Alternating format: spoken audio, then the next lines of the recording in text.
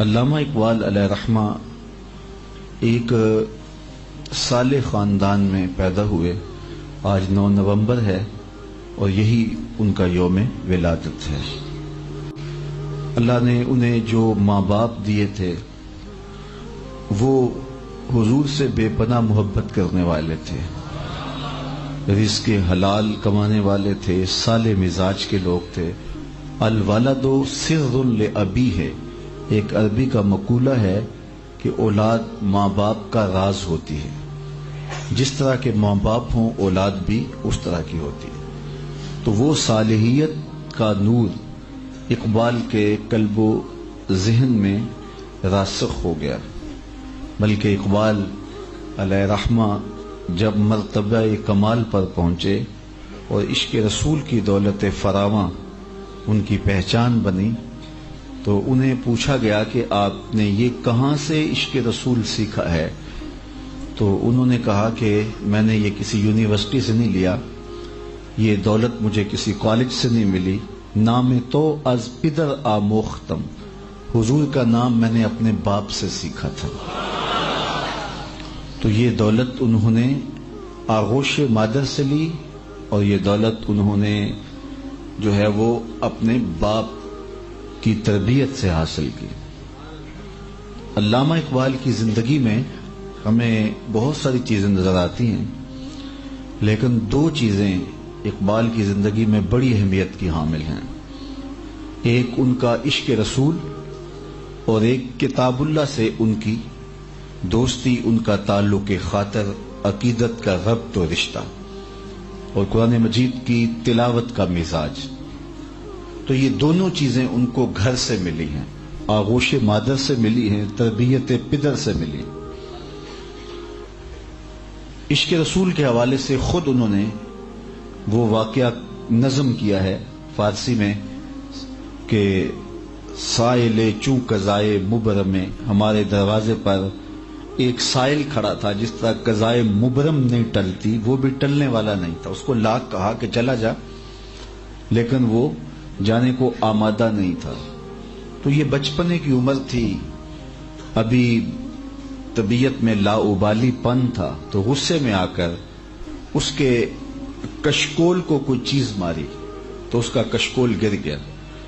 سارے دن کے جمع کیے ہوئے سکے اور مختلف چیزیں وہ بکھر گئی اور وہ سائل ان کو اس کشکول میں ڈالنے لگا. اتنے میں علامہ اقبال کے والد علیہ رحمہ بھی اس منظر کو دیکھ کے گھر سے باہر نکل آئے. اس گداگر سے معافی چاہی، اس کی کچھ خدمت کی، منت سماجت کی، کہا راضی جانا، کوئی بد دعا نہ دینا، اور پھر اقبال کو لے کے گھر چلے گئے. اقبال کی زندگی میں یہ واقعہ انتہائی اہمیت کا حامل ہے. وہ کہتے پھر میں نے اپنے والد کو بچوں کی طرح بلک کر روتے دیکھا اور پھر مجھے سامنے بٹھا کے کہا کہ کل قیامت کے دن اگر رسول اللہ نے پوچھ لیا کہ تجھے فرزند دیا تھا، اس کی ایسی تربیت کی تھی کہ سائل کا کشکول توڑ کے رکھ دے، تو بیٹا میں بتا قیامت کے دن رسول اللہ کا سامنا کیسے کروں گا. اقبال کہتے ہیں عشق رسول کی جو جوت لگی ہے وہ اس واقعہ سے مجھے لگی ہے. لوگ اس بات سے ڈرتے ہیں کہ رب کا سامنا کیسے ہوگا، اور اقبال کے ہاں ہمیں ملتا ہے وہ سوچتے ہیں قیامت کے دن رسول اللہ کا سامنا کیسے کروں. تو غنی از ہر دو عالم من فقیر، روز محشر عذرہائے من پذیر. گر تو می بینی حسابم ناگزیر، از نگاہ مصطفیٰ پنہا بگیر. اے اللہ تو غنی ہے، بے نیاز ہے، اور میں فقیر بے نوا ہوں. قیامت کے دن میرا حساب نہ لینا، مجھے یوں ہی معاف کر دینا، تیرے لیے کوئی مشکل نہیں ہے. اور اگر میرا حساب لینا ضروری ہوا تو میری ایک درخواست ہے کہ میرا حساب حضور کے سامنے نہ لینا. مجھے جناب رسالت مآب صلی اللہ علیہ وآلہ وسلم سے شرم آئے گی، حضور سے حیا آئے گا، تو میرا حساب حضور کی بارگاہ کے سامنے نہ لیا جائے. تو اقبال کی یہ فکر یہ کہاں سے ملی؟ والد کی ان سسکیوں سے، والد کے اس رونے سے جو رو رو کے بلک بلک کے معافی مانگ رہے تھے ان کے والد، اور پھر اقبال کو کہہ رہے تھے کل قیامت کے دن میں رسول کریم کا سامنا کیسے کروں گا۔ تو یہ تربیت کا جوہر تھا جو اقبال کو نصیب ہوا، اور پھر حضور علیہ السلام کی شرم اور حضور کا حیا سینے کے اندر پیدا ہوا، اور یہ عقیدہ جب رسول اللہ کی شرم اور رسول اللہ کا حیا پیدا ہو جاتا ہے پھر گناہ مشکل ہی نہیں ناممکن ہو جاتا ہے۔ بند کوٹری میں بھی کیسے بندہ گناہ کرتا ہے جب یہ عقیدہ ہو کہ رسول کریم صلی اللہ علیہ وسلم کی نگاہوں سے کچھ پوشیدہ نہیں ہے، جناب رسول صلی اللہ علیہ وسلم میرے عمل کو، میرے انداز زندگی کو دیکھ رہے ہیں، تو پھر حیا کس طرح گناہ کرنے دے گا؟ تو پھر بند کوٹڑیاں بھی پاکیزہ ہو جاتی ہیں، اور وہاں بھی گناہ کی دعوت کے باوجود گناہ کی طرف آمادگی نہیں ہوتی، اس تصور سے کہ ان کی نگاہ نگراں ہے اور وہ دیکھ رہے ہیں۔ اور اقبال کا یہی اقبال کی فکر نے اس ربائی کی تخلیق کا سبب بنی، اور یہ اقبال کی جو فکر ہے کہ کائنات حضور کے گرد گھوم رہی ہے اور وہ سینوں کے چھپے راز بھی جانتے ہیں، تو یہ اقبال نے اپنے باپ سے حضور علیہ السلام کی محبت لی، اور عشق رسول کی یہ دولت بیدار انہیں آغوش پدر سے، تربیت پدر مادر سے نصیب ہوئی۔ نام تو از پدر آموختم، حضور آپ کا نام میں نے اپنے باپ سے سیکھا تھا، ان سے آپ کا نام سمجھا تھا۔ اور دوسری بات اقبال کہتے ہیں کہ میں ابھی میٹرک کے پیپر دے رہا تھا کہ میرے والد گرامی نے ایک دن مجھے کہا کہ بیٹا جب فارغ ہو جانا تو مجھے بتانا، میں آپ سے بڑی ضروری بات کرنا چاہتا ہوں۔ تو کہا مجھے بے چینی سے انتظار تھا کہ میرے والد مجھ سے کیا بات کرنا چاہتے ہیں۔ جب میں فارغ ہوا تو میں سیدھا اپنے والد گرامی کے پاس گیا اور کہا کہ آپ نے کہا تھا کہ جب فارغ ہو جائیں تو مجھے بتانا، میں بڑی ضروری بات آپ سے کرنا چاہتا ہوں، تو میں اس دن سے بے چین ہوں، آپ مجھ سے کیا بات کرنا چاہتے ہیں؟ تو کہتے ہیں میرے والد گرامی نے کہا بیٹا قرآن مجید کو لے کے بیٹھ جاؤ اور ایسے پڑھو جس طرح تمہارے اوپر نازل ہوا ہے۔ تو یہ وہ چیز تھی جس نے کتاب اللہ کی محبت سینے میں پیدا کر دی۔ عشق رسول اور کتاب اللہ کی محبت، یہ وہ دو چیزیں ہیں جو اقبال کی تربیت کرتی ہیں اور اقبال کو اقبال بناتی ہیں، اور اس مقام پہ کھڑا کر دیتی ہیں کہ اقبال اتنا پیچیدہ ہو جاتا ہے اور اتنا گہرا ہو جاتا ہے کہ اقبال اپنے آپ کو ڈھونڈنے پھر نکل پڑتا ہے کہ میں کہاں کھڑا ہوں، اپنی ہستی کا سراغ لگانے نکل پڑتا ہے۔ ایک دفعہ جب یہ بھاٹی گیٹ پہ رہتے تھے، وہاں جو مکان تھا اقبال کا، اللہ اکبر، اس کا کرایہ جو تھا وہ زیادہ دیتے تھے، اور وہ مکان اس حالت کا نہیں تھا۔ تو ایک دن ایک شخص نے پوچھا کہ اس کا کرایہ آپ اتنا زیادہ دیتے ہیں اور یہ تو اتنی جو ہے وہ مالیت کے کرائے کا مکان ہی نہیں ہے، تو مکان آپ بدل کیوں نہیں لیتے؟ تو اقبال نے کہا کہ مجھے مکان بدلتے شرم آتی ہے۔ کہا وہ کیوں؟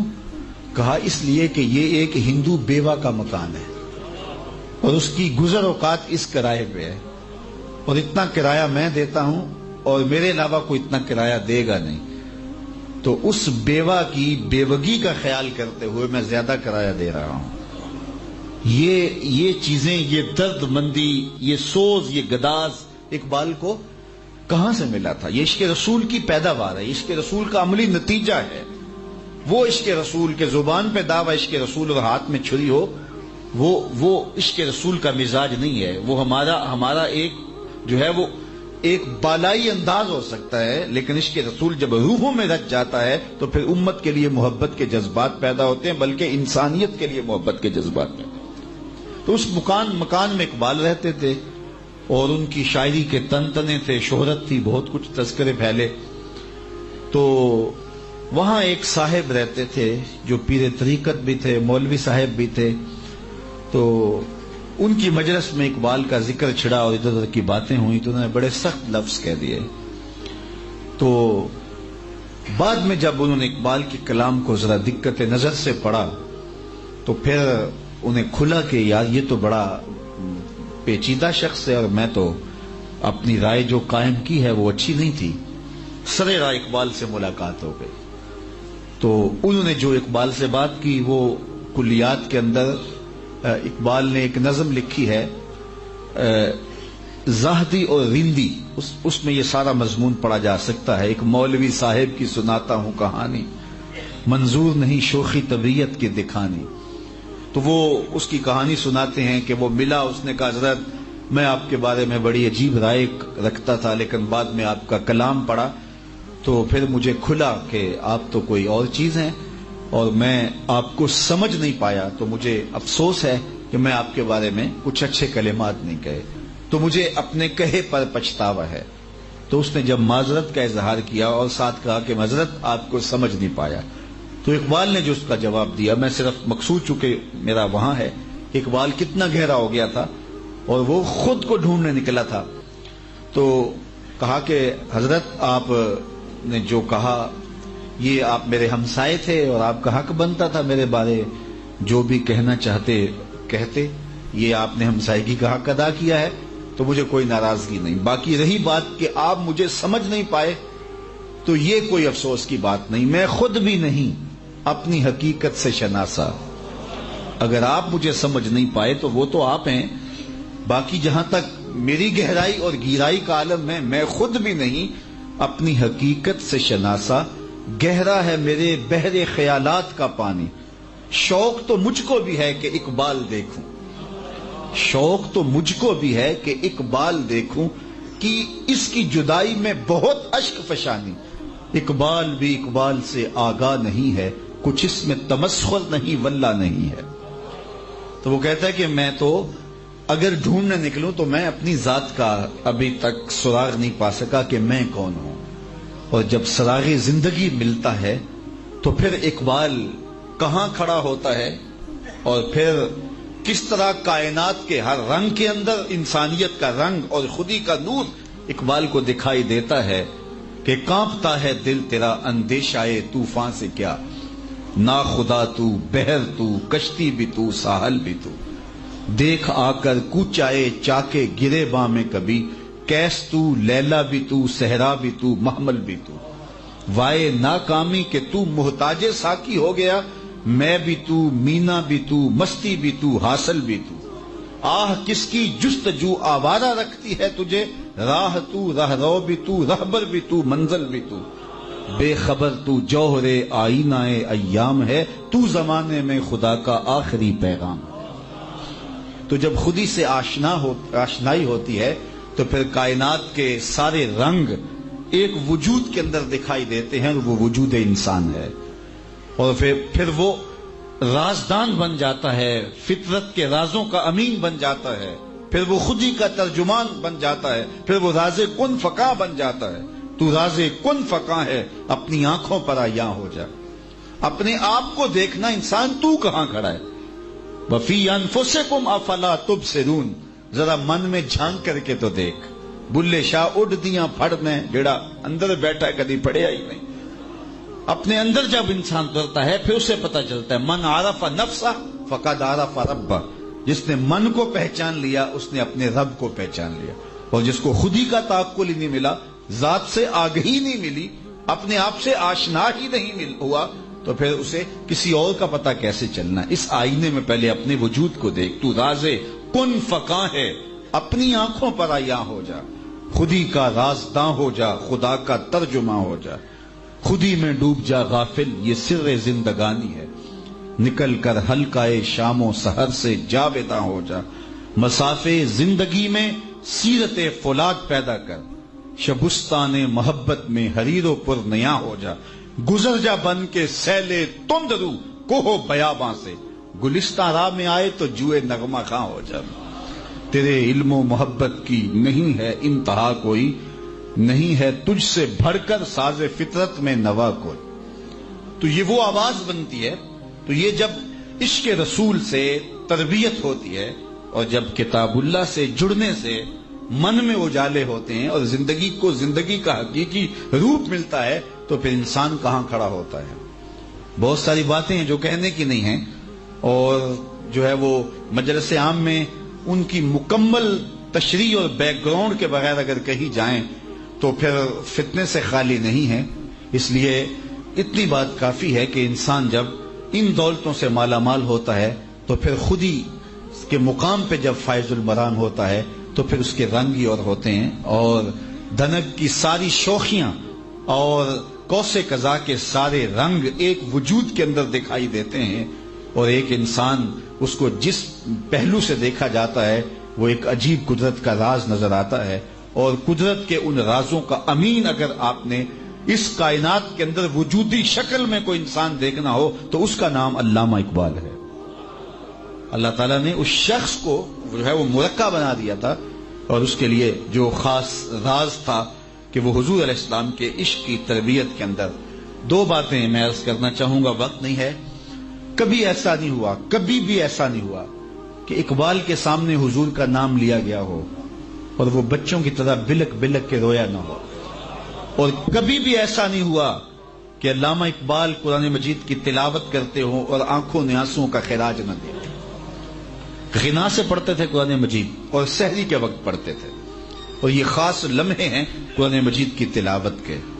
جب آخری عمر آئی 1938 کے اندر آپ کے گلے کا مسئلہ ہو گیا تھا تو جو ہے وہ کلام مشکل ہو گیا تھا، تو غنا کے ساتھ کلام پڑھنے کا، قرآن مجید کی تلاوت کرنے کا مزاج تھا، تو جب آخری عمر کے اندر پڑھتے تو وہ غنا کے ساتھ قرآن مجید نہ پڑھا جاتا، تلاوت کی وہ خاص جو ردم ہوتا ہے، لے ہوتی ہے، اس کیفیت میں نہ پڑھا جاتا۔ پڑھتے تو ٹھیک لیکن اس طرح نہ پڑھا جاتا۔ تو آج کوئی بیمار ہو جائے نا تو حال پوچھنے کوئی آئے تو لوگ کہتے ہیں جناب بیمار ہو گئے، کیا حال ہے؟ تو وہ کہتا ہے جی بڑا برا حال ہے، مجھ سے چلا نہیں جاتا۔ کوئی کہتا ہے جو کھانے پینے کا شوقین ہو وہ کہتا ہے جی بیماری آ گئی، اب تو کوئی چیز کھا ہی نہیں سکتا، کیونکہ اس کی ترجیحات کھانے پینے کی ہوتی ہیں۔ وہ کہتا ہے میں کھا نہیں سکتا۔ کسی شوگر والے سے پوچھو وہ کہتا ہے میٹھا نہیں کھا سکتا تو کیا زندگی باقی ہے؟ تو ہمارے مسئلے یہ ہیں، ہم کھا نہیں سکتے، ہم پی نہیں سکتے، ہم سیر نہیں کر سکتے۔ اقبال سے کسی نے آ کے حال پوچھا کہ تم بتاؤ کیا حال ہے؟ تو اقبال نے کہا لطف قرآن سحر باقی نہ مان۔ سب سے بڑی مصیبت یہ ہے کہ سحری کے وقت اٹھ کے قرآن پڑھنے کا جو لطف تھا وہ باقی نہیں رہا۔ لطف قرآن سحر باقی نہ مان، قرآن مجید پڑھنے کا وہ جو لطف سحری کے وقت آیا کرتا تھا وہ لطف چھن گیا ہے اس بیماری کی وجہ سے۔ کاش کہ قرآن کو اس انداز سے میں پڑھ سکتا۔ تو اقبال قرآن مجید کی تلاوت کو حرز جاں بنائے ہوئے تھے۔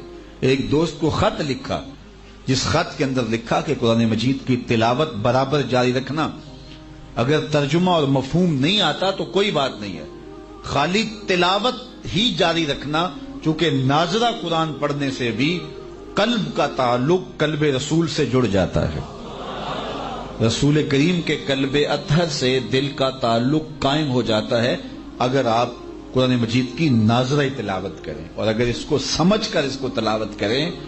آخری دور میں اقبال نے اپنے دوستوں کو جو خط لکھے تھے 1937 کے اندر، 1935 کے اندر، 1936 کے اندر، ان خطوں کے اندر تذکرے ملتے ہیں۔ کہتے ہیں اب طبیعت ساتھ نہیں دے رہی، ورنہ میرا جی چاہتا ہے کہ امت کو سب سے بڑا تحفہ دے کے جاؤں، اور وہ کیا؟ قرآن مجید پہ کچھ نوٹ لکھ جاؤں، اور وہ سب سے بڑا کام ہوگا جو میں امت کو دے کے جاؤں گا۔ انہوں نے بال جبریل لکھی، انہوں نے زبور عجم لکھی، جاوید نامہ لکھا، اسرار و رموز لکھی، چے باید کردہ اقوام شرک، کیسی کیسی کتابیں لکھی جو عجوبہ روزگار سمجھی جاتی ہیں۔ لیکن اس کے باوجود کہا کہ اگر میں قرآن مجید پہ نوٹ لکھ کے جاتا تو یہ سب سے بڑا کام تھا جو میں قوم کو دے کے جاتا۔ تو اقبال نے یہی نصیحت کی کہ کتاب اللہ کے ساتھ اپنے تعلق کو مضبوط رکھو۔ کتاب زندہ قرآن حکیم، حکمت او لا یزالستو قدیم، یہ زندہ کتاب ہے، ہر دور کے تقاضوں کو پورا کرتی ہے اور زندگی بخش کتاب ہے۔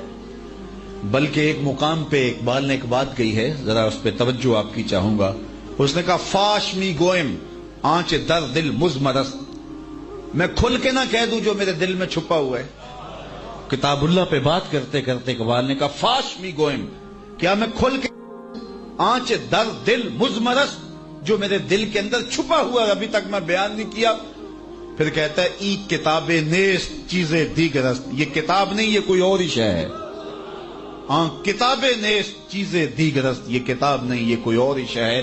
گر تو می خواہی مسلمہ زیستن، نیست ممکن جز بقرآن زیستن، اگر تو مومن بن کے جینا چاہتا ہے تو قرآن کے بغیر ایک قدم بھی نہیں جی سکتا ہے، ایک سانس بھی نہیں جی سکتا، ایک قدم بھی نہیں چل سکتا۔ تو اس کتاب سے جڑنا یہ اقبال کے سارے فلسفے کا نچوڑ ہے، یعنی علامہ اقبال کی ساری زندگی کی تگ و تاز شرق و غرب کے فلسفے اقبال نے پڑھے۔ وہ اگر شاعر مشرق تھا تو نقاد مغرب بھی تھا، اور اس وقت کے بڑے بڑے لوگوں سے ملا، گوئٹے جیسے لوگوں کو اور نیٹشے جیسے لوگوں کو اقبال نے پیغام بھیجے، اس دور کے مانے ہوئے شخص تھے۔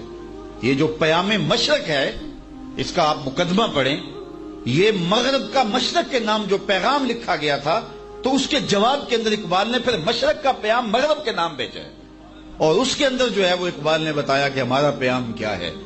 اللہ اکبر! یہ حکیم گوئٹے یہ ایسا شخص تھا کہ جس کو یہ نیٹشے اور یہ گوئٹے یہ خدائی تصور تک پہنچ گئے تھے۔ انہوں نے ایسے ماحول میں آنکھ کھولی تھی جس ماحول میں وجود باری کا انکار کیا جاتا تھا۔ ماں باپ اللہ کے وجود کا انکار کرتے ہیں، پھر جب درسگاہ میں گئے تو استاد اللہ کے وجود کا انکار کرتا ہے، پھر جب دوستوں کے ساتھ ملنے جلنے لگے، دوستیاں پیدا ہوئیں تو دوست وجود باری کا انکار کرتے ہیں، شادی ہوئی تو بیوی وجود باری کا انکار کرتی ہے، سسرال وجود باری کا انکار کر رہے ہیں، تو ہر جگہ وجود باری کا انکار ہی ہو رہا ہے۔ تو اس نے سوچنا شروع کر دیا کہ سارے لوگ ایک وجود کا انکار کرتے ہیں، وہ کہیں موجود ہی نہ ہو۔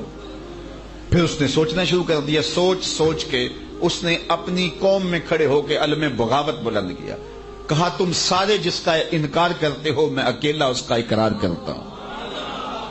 پھر وہ توحید کے تصور پہ آ گیا، اور ساری زندگی اللہ کو پانے کی تلاش میں رہا، لیکن اس نے حضور کا وسیلہ نہ لیا، اور ساری زندگی جو ہے وہ توحید کے آس پاس رہے، لیکن اس دائرے میں داخل نہ ہو سکا، اس لیے کہ اس نے حضور کے بغیر خدا تک پہنچنا چاہا۔ اقبال نے کہا ایک مقام پہ، کاش بودے در زمانے احمدے تا رسیدے بر سرودے سرمدے، کاش کہ وہ شیخ احمد مجدد الف ثانی کو مل لیتا اور وہ اس کو بازو سے پکڑ کے خدا کی دہلیز تک، مصطفیٰ کی دہلیز تک پہنچا دیتے، اور مصطفیٰ جان رحمت خدا کی چوکھٹ تک پہنچا دیتے۔ تو بغیر مصطفیٰ کے خدا تک پہنچنے کا تصور ہی نہیں ہے، بلکہ اقبال کہتا ہے کائنات کے وجود کا جواز ہی نہیں اگر حضور نہ ہو نہ یہ پھول تو بلبل کا ترنم بھی نہ ہو، چمنے دہر میں کلیوں کا تبسم بھی نہ ہو نہ یہ ساقی تو پھر میں بھی نہ ہو، خم بھی نہ ہو، بزم توحید بھی دنیا میں نہ ہو، تم بھی نہ ہو۔ خیمہ افلاک کا استادہ اسی نام سے ہے، نبض ہستی تب شامادہ اسی نام سے۔ کائنات کی نبض جو دھڑک رہی ہے وہ اس لیے کہ حضور کا نام موجود ہے، اور اگر حضور نہ ہو تو کائنات اندھیرا ہو جائے، اگر ان کی رحمت نہ ہو درمیاں میں ابھی آگ لگ جائے دونوں جہاں میں۔ تو یہ کائنات کا وجود ہی حضور کے قدموں کا صدقہ ہے۔ تو یہ بڑی بڑی کتابیں اقبال کی، لیکن کہا کہ اگر میں بڑی چیز دے کے جاتا قوم کو تو وہ یہ تھی کہ قرآن مجید کی پر کچھ نوٹ ہوتے، اور یہ میرا بڑا کام تھا۔ تو اقبال کی ساری زندگی کا خلاصہ یہ ہے کہ کتاب اللہ شرق اور غرب کو پڑھا، سارے فلسفے دیکھے، بڑے بڑے مشاہیر کو ملے، اہل علم سے ملاقاتیں ہوئیں، جدید الوہیات کے اوپر اقبال نے پی ایچ ڈی کی ہے، یہ اتنے ادق مضمون پہ، لیکن اس کے باوجود اقبال نے سب کچھ پڑھنے، لکھنے، سمجھنے، سوچنے اور جاننے بوجھنے، شرق کو بھی دیکھا، غرب کو بھی دیکھا، امراء کی مجلس میں بھی بیٹھے، غرباء کی صحبت میں بھی بیٹھے، فقیروں کے پاس بھی آئے، درویشوں کے پاس بھی گئے، علماء کے پاس بھی گئے، تنہائیوں میں بھی وقت گزارا اور راتیں جاگ جاگ کے بھی بسر کی، داتا حجویری کی چوکھٹ پہ بھی آتے رہے، حضرت خواجہ نظام الدین اولیاء کی چوکھٹ پہ دہلی بھی حاضر ہوئے، شیخ احمد مجدد الف ثانی کی چوکھٹ پہ بھی حاضر ہوئے۔ بہت کچھ خلاصہ کیا ہے، اقبال کہتا ہے قرآن کو نصاب زندگی بنا لو بس، اور صرف نصاب سے کام نہیں چلے گا، کوئی ہادی بھی ماننا پڑے گا۔ اور اقبال نے وہ بھی بتا دیا، میرے کارواں ہے میرے حجاز اپنا، اس نام سے باقی ہے آرام جاں ہمارا۔ تو یہ میرے حجاز کو جب ہادی بنا لے تو عشق رسول کی دولت اور کتاب اللہ، ان دونوں کو تھامے رکھنے سے زندگی، ایک مسلمان کی زندگی خوبصورت زندگی بنتی ہے۔ اور یہ سارے فلسفے کا نچوڑ ہے. ایک کتاب اللہ سے ضبط قائم کرو، ایک رسول کریم سے وفا کے رشتے کو مستحکم کر لو. جب حضور سے وفا ہوگی تو پھر پوری کائنات تم مسخر کر لو گے. ہر کے عشق مصطفیٰ سامان اوست، بحر و بر در گوشائے دامان اوست. اقبال کہتے ہیں کہ عشق مصطفیٰ جس کا سامان زندگی ہے، بحر و بر اس کے دامن کے ایک گوشے کے اندر سمٹ کے آ جاتے ہیں. دو نیم ان کی ٹھوکر سے دریا و صحرا، پہاڑ ان کی ہیبت، پہاڑ ان کی ہیبت کے ان کی ٹھوکر کی ہیبت سے رائی. دو عالم سے کرتی ہے بیگانہ دل کو، عجب چیز ہے لذت آشنائی. تو یہ لذت آشنائی تسخیر کائنات کا سبب بنتی ہے. تو حضور کی محبت، حضور کا پیار، حضور کی الفت جب حرز جاں بندہ بنا لیتا ہے تو پھر پوری کائنات انسان کی باج گزار ہو جاتی ہے. عشق مصطفیٰ سامان زندگی بنتا ہے، پھر بحر و بر گوشہ داماں میں سمٹ آتا ہے. بلکہ اقبال کا وہ جو شکوہ اور جواب شکوہ ہے، اس میں پہلے امت کا دکھڑا بیان کیا گیا ہے بارگاہ عزدی میں شکوے کے اندر، اور جواب میں ادھر سے جو جواب آیا ہے اس کو نظم کیا گیا ہے. تو شکوے کے اندر جو انہوں نے انداز اختیار کیا تو وہ بڑا تلخ بھی ہے، اور اس پر جو ہے وہ کچھ لوگوں نے تنقید بھی کی اور بات بھی ہوئی. لیکن جب جواب شکوہ آیا تو پھر جواب شکوہ ساری حقیقت کھول دیتا ہے کہ اقبال نے کس پیرائے میں کیا کہا اور اس کا پھر جواب کیا ہے. تو شکوے کے اندر انہوں نے اپنا دکھڑا بیان کیا ہے کہ تیرے کعبے کو جبینوں سے بسایا ہم نے، نو انسانی کو غلامی سے چھڑایا ہم نے، صفائے دہر سے باطل کو مٹایا ہم نے، تیرے قرآن کو سینوں سے لگایا ہم نے، پھر بھی ہم سے گلا ہے کہ وفادار نہیں، ہم وفادار نہیں، تو بھی تو دلدار نہیں. تو بڑا تلخ لہجہ ہے، لیکن جواب آیا ہے، صرف صیغہ بدلا ہے، لفظ وہی ہے، صیغہ تبدیل ہوا ہے. آواز آ رہی ہے ادھر سے، آواز ادھر سے آ رہی ہے، مفہوم ادھر سے آ رہا ہے. اقبال کا لہجہ ہے. آواز کیا آئی؟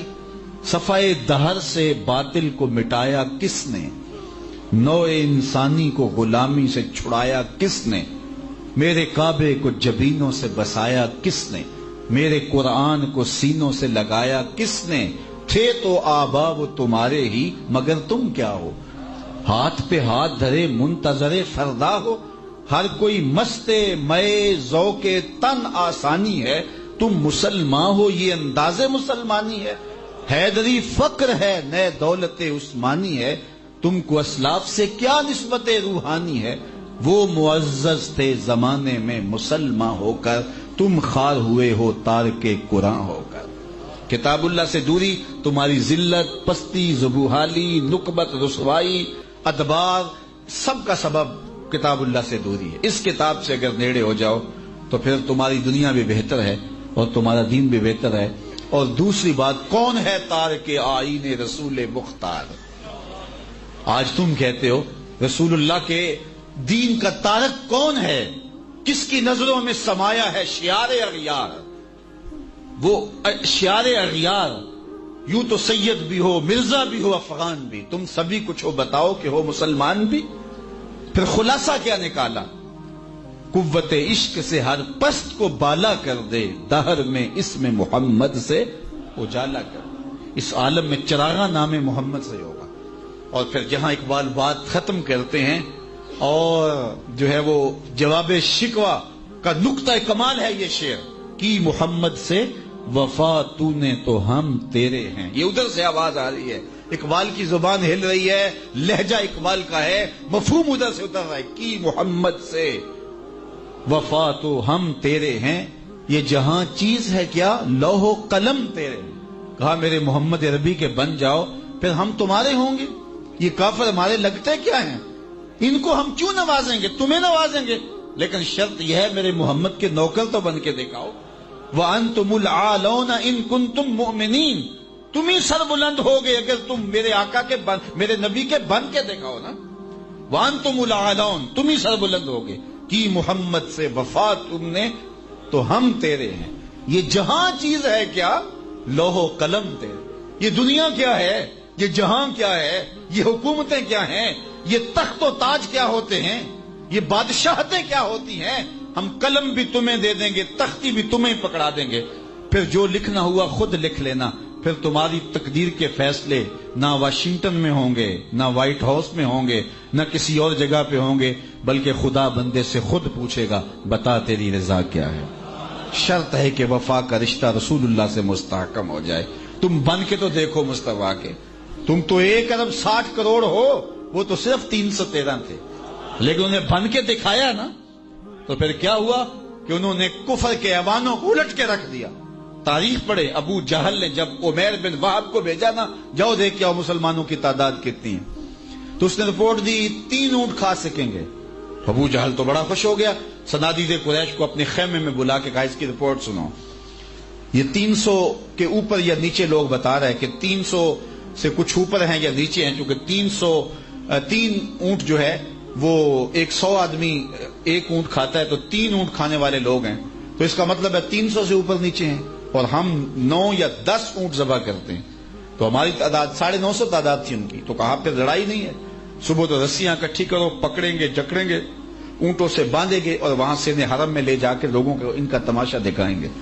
تو جب بڑے تکبر رونت سے یہ بات کی اس امت کے فرعون ابو جہل نے، تو وہب بن عمیر جو یہ منظر اپنی آنکھوں سے دیکھ کے آیا تھا، اس نے کہا میری پوری رپورٹ سن لو۔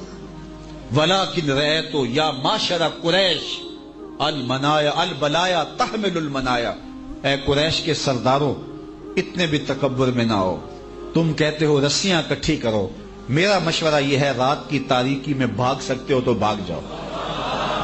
کہا تو کہہ رہا ہے وہ 300 کے لگ بھگ ہیں؟ کہا سچ ہے، میں دیکھ کے آیا ہوں، ان کی تعداد 300 سے زیادہ نہیں، میں نے وادیاں بھی ٹیلے بھی سارے دیکھے ہیں، پیچھے کمک بھی کوئی موجود نہیں، اور تمہیں یہ بھی بتاؤں ان کے پاس اسلحہ بھی کوئی نہیں، 2 گھوڑے 6 زرہیں 8 تلواریں۔ اللہ اکبر۔ جب یہ مسلمان نکلے نا مدینے سے تو ان کے پاس یہ سامان تھا، تو یہودی اپنی دکانوں پہ بیٹھے ہوئے تھے، جن کے پاس تلواریں نہیں تھی کھجوروں کے ڈنڈے توڑ لیے، یہ اللہ کے مجاہد تھے، چلے تھے جنگ کرنے کو۔ تو یہودیوں نے کہا مسلمانوں تلواروں، تیروں، بھالوں اور نیزوں کے بل بوتے پہ جنگیں لڑی جاتی ہیں، تمہارے پاس اسلحہ بھی کوئی نہیں، تو کیسے لڑو گے جنگ؟ تو حضور چادر کی بکل مارے آگے آگے چل رہے تھے، تو انہوں نے حضور کی طرف اشارہ کر کے کہا نہ تیغ و تیر پر تکیا، نہ خنجر پر، نہ بھالے پر، بھروسہ ہے تو اس سادی سی کالی کملی والے۔ تو کہا میں تمہیں بتاؤں ان کے پاس تلوار اور تیر بھی نہیں ہے، آلات حرب و ضرب بھی نہیں، آلات حرب و ضرب بھی نہیں ہے۔ تو کہا پھر یہ اگر کیفیت ہے تو پھر تو رسیوں سے جکڑیں گے پکڑیں گے۔ کہا میرا مشورہ مان لو، رات کی تاریکی میں بھاگ سکتے ہو تو بھاگ جاؤ، ان سے لڑنا تمہارے بس کا روگ نہیں ہے۔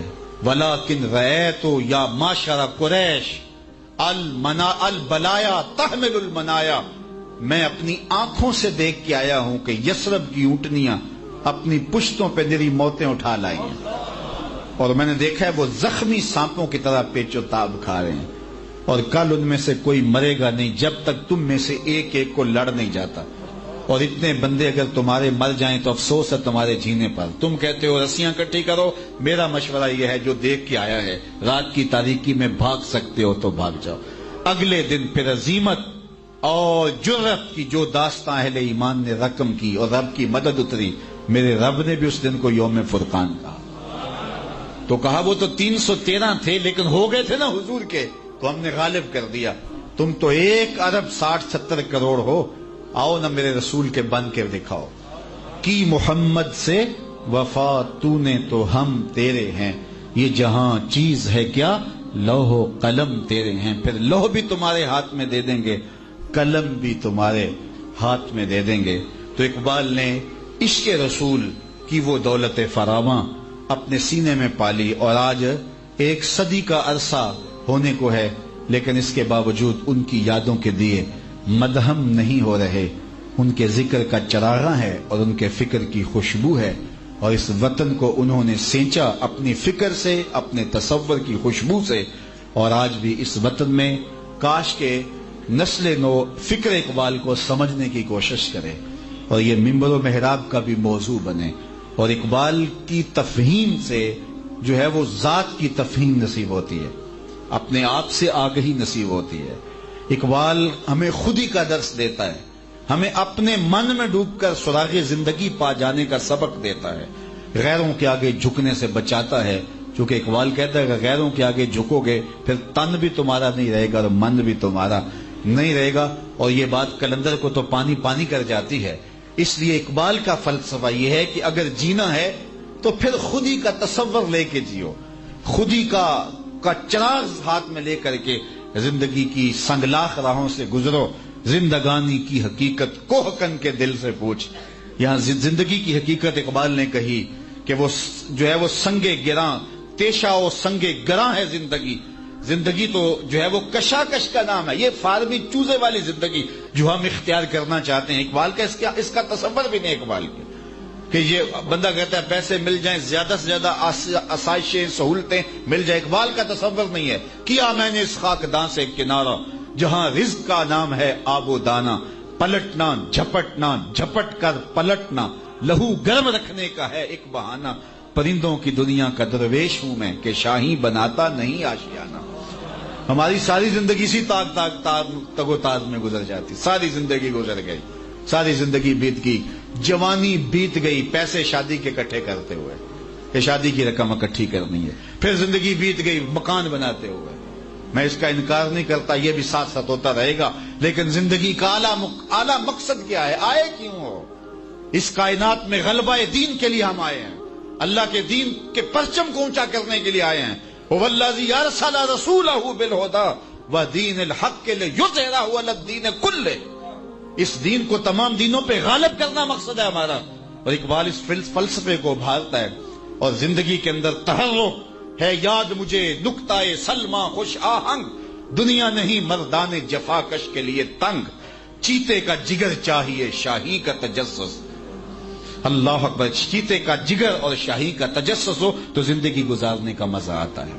شکار مردہ سزاوار شاہی نہیں ہے، مرے ہوئے شکار گرد کھاتی ہے، مرے ہوئے شکار شاہی نہیں کھاتا، وہ اپنا شکار زندہ خود تلاش کرتا ہے۔ اپنی زندگی آپ پیدا کر اگر زندوں میں ہے۔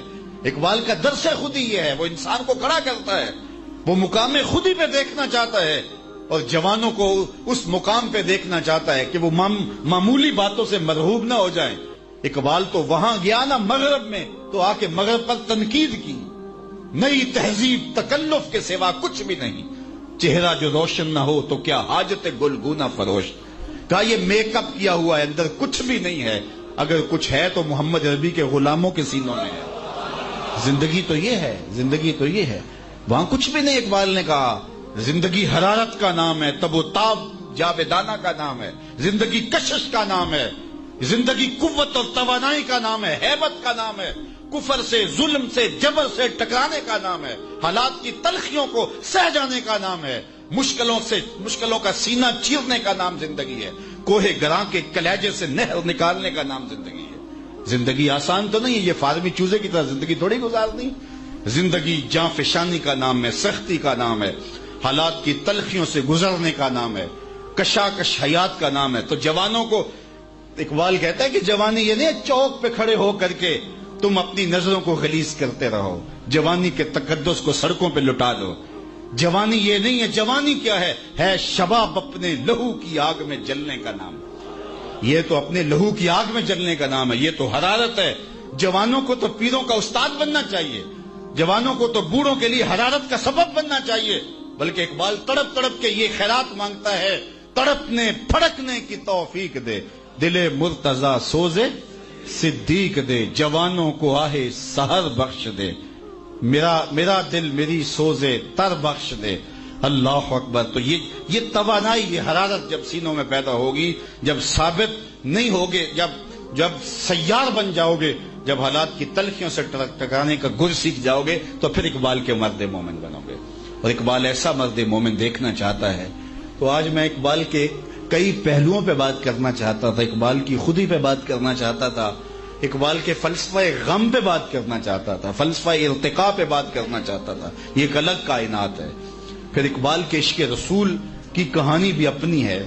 جب بارگاہ رسالت مآب میں جاتا ہے بحضور رحمت للعالمین، اقبال کی نظم اب ترجمے کے ساتھ بھی دستیاب ہے، آپ پڑھیں وہاں جب حضور کی بارگاہ میں سلامی اقبال پیش کرتا ہے۔ جب بھی میں گیا ہوں حضور کی چوکھٹ پہ اور جب بھی سلام کر کے آیا ہوں تو مجھے اقبال ضرور یاد آئے۔ شش جہت روشن ز تاب روئے تو ذرا غور کیجئے جنہوں نے اس دورے اس شہر نور کو دیکھا ہے، اور جنہوں نے نہیں دیکھا تصور میں تو رہتا ہی مدینہ ہے نا۔ ذرا اقبال کا عشق دیکھیے، حضور کے روضے کے سامنے اقبال کی روح کھڑی ہے، اور کیا کہہ رہا ہے اقبال؟ ابھی گئے نہیں ہیں اقبال، جسم کے ساتھ نہیں گئے ہیں۔ اور وہ بھی ایک کہانی، یہ شاید کسی کتاب میں لکھا نہ ہو، لیکن میرا ایک دوست ہے، وہ محمد خان وردک سے ملے، تو وہ یہ شاہ فیصل کے بھی استاد تھے، تو کہتے ہیں کہ جب تحریک خلافت چلی نا، تو اس وقت یہ قبضہ کر لیا گیا اس کی فیکٹریوں کے اوپر، تو وہ وہاں چلا گیا، چٹاگانگ کا رہنے والا تھا، تو اس نے خان صاحب سے جا کے کہا کہ مجھے حضور کی بارگاہ میں پیش کیا جائے تاکہ میں حضور سے عرض کروں کہ یا تو میری فیکٹریاں سب کچھ واپس مل جائیں تاکہ میں حضور کی امت کی خدمت کر سکوں، اور یا پھر حضور مجھے یہیں رکھ لے۔ یہ محمد خان وردک کو سوال کیا گیا کہ تم نے زندگی کے اندر کوئی عاشق رسول دیکھا ہے، کوئی عاشق الہی دیکھا ہے؟ تو اس نے کہا ایک عاشق الہی دیکھا ہے زندگی میں، اور 2 میں نے عاشق رسول دیکھے، ان میں سے ایک اس نے کہا کہ شیخ چٹانی کو میں نے دیکھا ہے۔ کہتا ہے میں نے انتظام کروا دیا روضہ رسول کے اندر جانے کا، اور پھر تھوڑی دیر کے بعد مجھے یہ بتایا گیا کہ اپنے دوست کی لاش آ کے اٹھا لو۔ کہا ایک تو عاشق رسول میں نے وہ دیکھا ہے۔ پھر اقبال کے جب نغمے اور زمزمے پھیلے تو مجھے شاہ نے کچھ تحائف دیے اور کہا تم جاؤ اور جا کے میرا سلام بھی دو اور یہ تحائف بھی اسے پیش کرو، اور اسے پیشکش بھی کرو کہ اگر آنا چاہیں تو آپ کو خاص ہم موقع فراہم کریں گے۔ تو کہتا ہے کہ میں آیا اور اقبال سے ملا اور ان سے کہا میں نے کہ جو ہے وہ آپ اگر تشریف لائیں وہاں تو ہم آپ کو اندر جانے کی سعادت سے بھی مالا مال کریں گے۔ تو کہتے اقبال بچوں کی طرح بلک بلک کر رونے لگا اور کہنے لگا کہ خان صاحب میں نہیں جا سکتا، اگر میں گیا میں ان کی امت کے لیے کچھ کرنا چاہتا ہوں، اگر گیا تو پھر میں واپس نہیں آ سکتا۔ تو اقبال گئے نہیں ہیں، لیکن روح اقبال کی وہاں کھڑی ہے، بالکل لگتا ہے جس طرح یہاں کھڑے ہو کے اقبال نے لکھا ہے، شش جہت روشن زتاب روئے تو ترکو تاجی کو عرب ہندوئے تو۔ جب مواجہ شریف سے سلام کرنے کے بعد باب جبریل سے جو ہے وہ لوگ باہر نکل رہے ہوتے ہیں تو وہاں جو کیفیت ہوتی ہے، کبھی کوئی عربی آ رہا ہوتا ہے، کبھی اجمی آ رہا ہوتا ہے، کوئی ترکی باہر آ رہا ہے، کوئی ہندوستانی آ رہا ہے، کوئی کسی ملک کا کوئی کسی ملک کا، تو اقبال وہاں کھڑے، روح کھڑی ہے، شش جہت روشن زتاب روئے تو۔ حضور چاروں سمتیں نہیں 6 سمتیں آپ کے چہرے کی چمک سے روشن ہے، آپ کے انوار سے رونق ہے۔ اللہ اکبر۔ اسی لیے اعلیٰ حضرت نے کہا نا چمک تجھ سے پاتے ہیں سب پانے والے، میرا دل بھی چمکا دے۔ اقبال کا لہجہ بھی وہی ہے، شش جہت روشن زتاب روئے تو ترکو تاجی کو عرب ہندوئے تو۔ حضور یہ ترک بھی تیرے غلام ہے، یہ عرب بھی تیرے غلام ہے، یہ تاجک بھی تیرے غلام ہے۔ اللہ اکبر۔ بوریا ممنون خواب راحتش تاج کسرا زیر پائے امتش۔ جب ہم نکلتے ہیں نا روضہ رسول کی بارگاہ سے، مسجد نبوی سے باہر، تو وہ دکانوں پر سونے کے ڈھیر لگے ہوئے ہوتے ہیں، تو مجھے وہاں ضرور یہ شعر یاد آتا ہے، بوریا ممنون خواب راحتش تاج کسرا زیر پائے امتش۔ خود بوریے پہ سوتے رہے، امت کے قدموں تلے تخت و تاج پھینک گئے۔ اللہ اکبر۔ شش جہت روشن زتاب روئے تو ترکو تاجی کو عرب ہندوئے تو بوریا ممنون خواب راحتش تاج کسرا زیر پائے امتش۔ اللہ اکبر۔ پھر آگے کیا کہتے ہیں؟ آگے فرماتے ہیں کہ گرد تو گردد حریم کائنات۔ ذرا شعروں کا حسن دیکھیے، لفظوں کا جمال دیکھیے اور مانوی کمال دیکھیے۔ گرد تو گردد حریم کائنات، حضور پوری کائنات کا حرم آپ کے گرد گھوم رہا ہے۔ گرد تو گردد حریم کائنات، یہ کہنے کے بعد پھر اقبال کی جھولی پھیلتی ہے اور پھر کہتے ہیں از تو خواہم یک نگاہ التفات۔ حضور میں بھی جھولی پھیلائے ایک نظر کا سوالی کھڑا ہوں۔ از تو خواہم یک نگاہ التفات، ایک نظر کرم میری جانب بھی ہو جائے۔ یقیناً اقبال کی طرف حضور کی نظر ہوئی، اور اقبال ایسے اقبال نہیں ہے۔ آج ہم اپنا اسپیشل پروگرام اس عنوان سے کر رہے ہیں، اور یقین جانیے گا کہ روح کو ایک تازگی مل رہی ہے۔ آپ جائیں گے تو ایک فرحت دلوں میں لے کر جائیں گے کہ یار اقبال کیا شے تھا کہ دربار رسالت مآب میں کیا اس کو قبولیت ملی کہ آج ممبروں پر بھی تذکرے اقبال کے ہوتے ہیں، آج خانقاہوں میں بھی اقبال کا جو ہے وہ درس خودی اور اقبال کا جو فلسفہ طریقت ہے، فقر پر جو اقبال نے بات کی ہے، فقر زندہ کی بات اقبال نے کی ہے، جو فقر مردہ ہے وہ اندوہی اور دلگیری اقبال نے کہا ہے، اور فقر حجازی اور فقر زندہ کو اقبال نے کہا مقصود فقر یہ ہے، ڈھونڈ وہ فقر کے جس کی اصل ہو حجازی، یعنی جو حجازی الاصل فقر ہے وہی دینی فقر ہے۔ آج تو جگہ جگہ ٹھیے بنے ہوئے ہیں نا، طریقت کے اڈے اور آستانے بنے ہوئے، لوگوں کی عقیدتیں لوٹ رہے ہیں، ان کو یہ بھی نہیں پتا کہ تصوف ہوتا کیا ہے۔ اس پر اگر آپ کو باہر اگر جائیں تو باہر شاید دستیاب ہوگی جو ہے وہ ڈھونڈ وہ فقر جس کی اصل ہو حجازی، اس پر 1 گھنٹے کا بیان موجود ہے، اور اس میں 4 قسمیں فقر کی گئی ہیں، اور اس میں حقیقی فقر فقر حجازی ہے، اور جس کی فقر ہمارے مشائخ اور بزرگوں نے کی ہے، اور شیخ احمد کی چوکھٹ پہ جب اقبال گئے تھے تو پھر اس کی روح کس طرح انہوں نے اپنے اندر جو ہے وہ اپنے اندر اترتی ہوئی محسوس کی، تو فقر حجازی حقیقی فقر ہے۔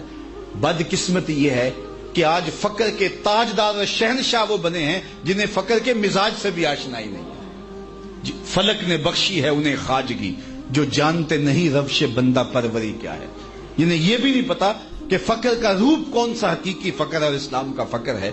تو اقبال نے اس حقیقی فقر کو، بلکہ ایک مقام پہ تو یہاں تک کہہ دیا ساکی نامہ میں، یہ بھی پڑھنے کے لائق اقبال کی یہ نظم ہے، شریعت تصوف تمدن کلام بتان عجم کے پجاری تمام، ہو گئے سارے شعبے جو ہیں وہ اجمی بتوں کے پجاری ہو گئے، تصوف تمدن شریعت کلام بتان عجم کے پجاری تمام، حقیقت خرافات میں کھو گئی یہ امت روایات میں کھو گئی، بجھی عشق کی آگ اندھیر ہے مسلمان نہیں خاک کا ڈھیر ہے۔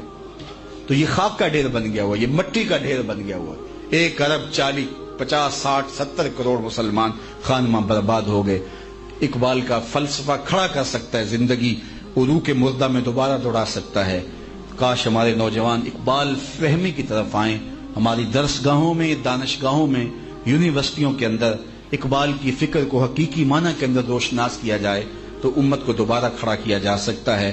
اقبال نے ایک زندگی بخش فلسفہ دیا اور ایک حیات آفری فلسفہ ہمیں دے کر کے ہماری زندگی کے اندر حرارتیں پیدا کی۔ اس عنوان سے جو بھی کہا جا سکتا تھا وہ آپ کے سامنے کہا، اور بہت ساری باتیں جو کہنا چاہ رہا تھا وہ نہ کہہ پایا۔ اللہ تعالیٰ اپنی بارگاہ میں ہماری قبولیت فرمائے۔ تو 1 مرتبہ سورہ فاتحہ، 3 مرتبہ سورہ اخلاص، اول آخر دوشی پڑھ کے علامہ اقبال کی روح کے صالح ثواب کے لیے پیش کریں۔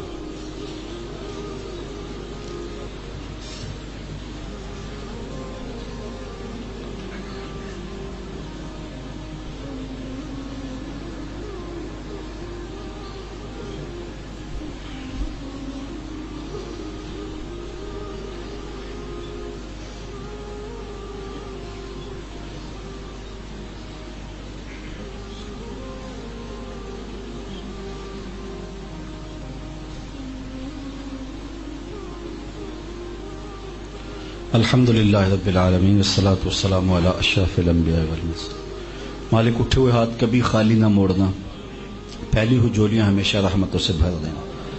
تو کریم ہے ہم سب کے من ستھرے کر دے، باطن میں اجالے ڈال دے۔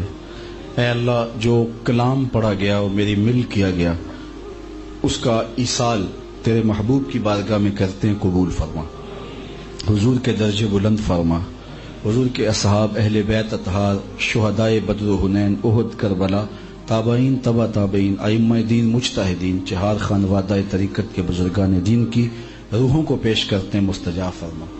بالخصوص حضرت اقبال علیہ رحمہ کی روح کو پیش کرتے ہیں، قبول فرما۔ اے اللہ ان کے فکر و فلسفہ کو سمجھ کر عمل پیرا ہونے کی توفیق دے۔ جتنے لوگ تشریف لائے، گرمی کی شدت میں بیٹھے، باہر کھڑے ہیں، نیچے ہیں، یہ ہجوم عاشقاں، یہ محبتوں کا سما اور یہ پیار کا انداز اے اللہ اسے قبول فرما۔ اس شہر گجرات میں جب بھی آیا ہوں لوگوں کی محبتیں دیکھ کے دل باغ باغ ہوا، مالک اس کی برکتیں اہل گجرات کو نصیب فرما۔ گرد و نواح سے جو لوگ تشریف لائے سب کو جزائے خیر دے، اپنی راہوں کا مسافر رکھنا، کتاب اللہ کے ساتھ تعلق کی پختگی نصیب فرما، حضور علیہ السلام کے عشق کی دولت فراواں بخش دینا، ہم میں سے کوئی ایک بھی یہاں سے محروم نہ پلٹے، سب کی جھولیاں کرم سے بھر دینا، سب کو اپنی امان میں، پناہ میں، حفاظت میں رکھنا۔ تو کریم ہے، ہم سب کے حال پہ رحم فرما، اٹھے ہوئے ہاتھ کبھی بھی خالی نہ لوٹانا، پھیلی ہوئی جھولیاں ہمیشہ رحمات سے بھر دینا۔ مائیں بہنیں بیٹیاں جتنی بھی تشریف لائیں، بچے بوڑھے جوان مرد و زن جو بھی تشریف لائے، سب کو جزائے خیر عطا فرما۔